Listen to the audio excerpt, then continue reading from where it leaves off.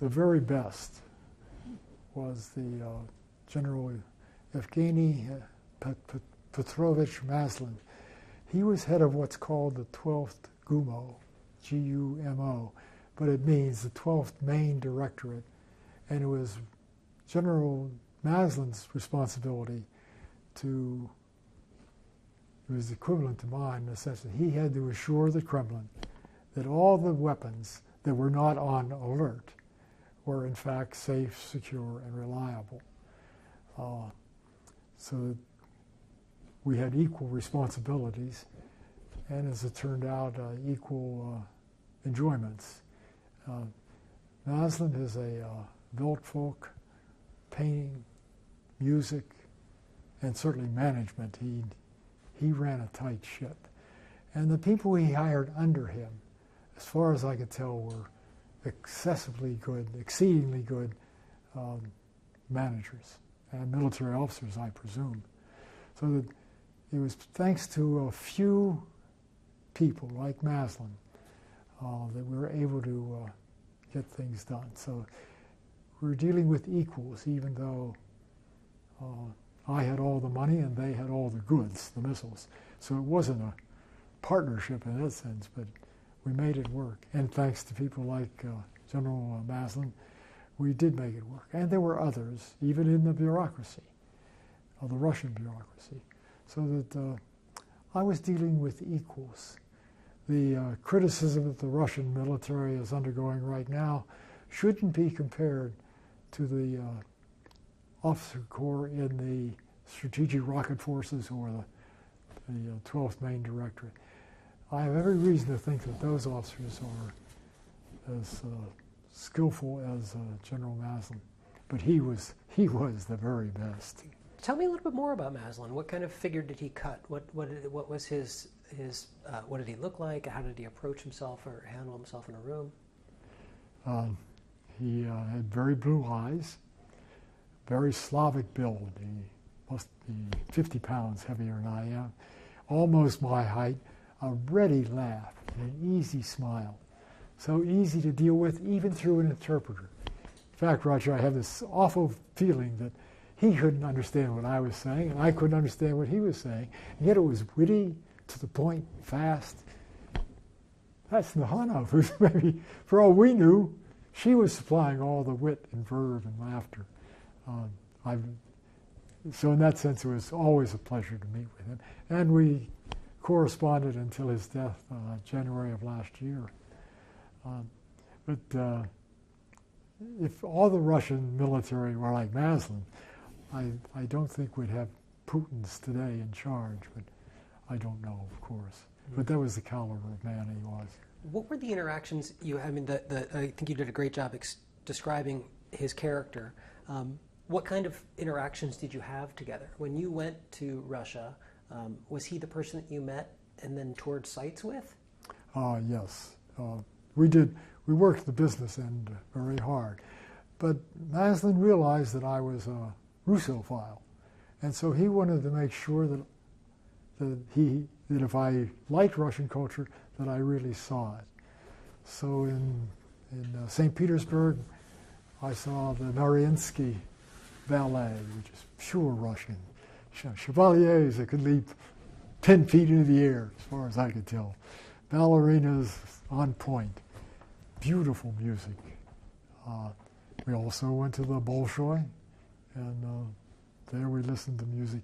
We later met at the Great Hall of the People, which I think we'll cover later. But he knew that I'd read Tolstoy, obviously, so he arranged for a tour of the battlefield of Borodino. And then we had a little picnic afterwards with Katusha rockets streaming overhead and music being played, chosen by one of his subordinates, who was Glenn Miller. They had researched me. They knew that Marian and I had danced to Glenn Miller music, so they played Glenn Miller music.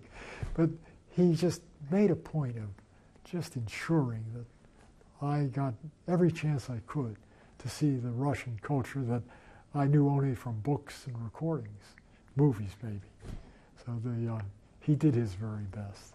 One of the difficulties was that I was under the rules of the bureaucracy of the U.S. government, and I could not entertain him lavishly in the style that he had done. I had to find some way to at least try to return the favor, and I'd be happy to describe that. Yeah, please.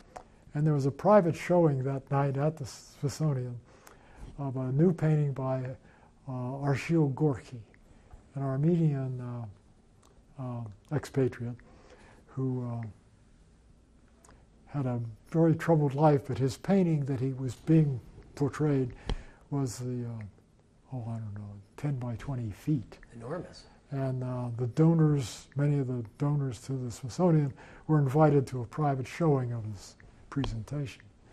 And so I asked Maslin to wear a full-dress Russian uniform with a big hat, and so he said he's my height. So he was part of the audience that was seeing Gorky's painting for the first time. With all these Washington socialites, the wealthy Washington crowd there to contribute to the museum. All the top, well, the rich Washington crowd. But the painting itself, in my opinion, was very erotic. And the curator, sub-curator, assistant curator who was doing the explaining was a very attractive young woman. And she was using language that I wouldn't use in front of my mother. So I kept an eye on Maslin to make sure that he wasn't offended. Not a smidge. He wasn't expressionless. He was knowledgeably nodding, yes, yes. Well, the success of such a story in Washington circles is that Maslin, with his big Russian hat, was on page 1 of the society section the next morning in the Washington Post, which of course made him feel very good, and of course made Teresa, she wants to get her stuff on page 1 of the society page. And then she went another step further, and they had a big dinner in the wonderful gallery of the Smithsonian for all the donors. And it was tables of 8. The decor was perfect. Remember, this doesn't cost me anything. What an incredible night. Yeah, oh, it was. So at my table, of course, Maslin, myself with Mahana in between us, but by chance, across the table was Justice Breyer. In my opinion, one of our finest justices. And he's a very intelligent fellow. And he's interested in paintings. So he would look at me and say, Dr. Smith, would you ask the general, and he didn't raise a question. But we did that twice.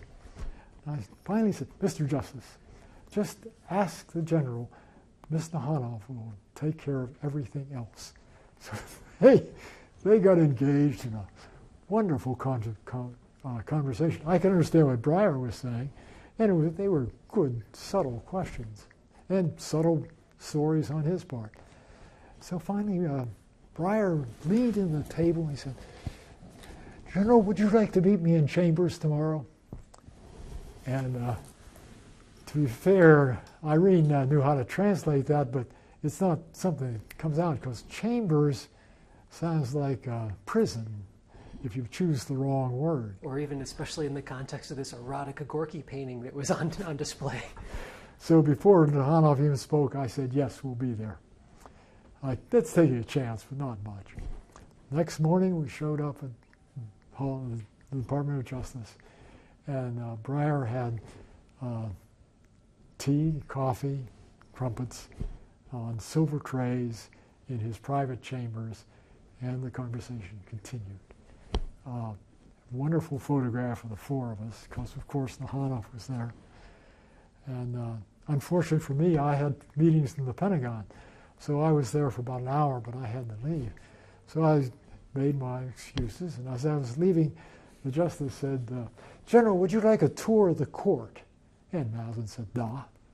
And as they were leaving, I overheard him say, well, General, you know, we had apartheid in this country for many years, and I said, now is the time to leave. So I left, but Maslin was just thrilled, and so was Justice Breyer.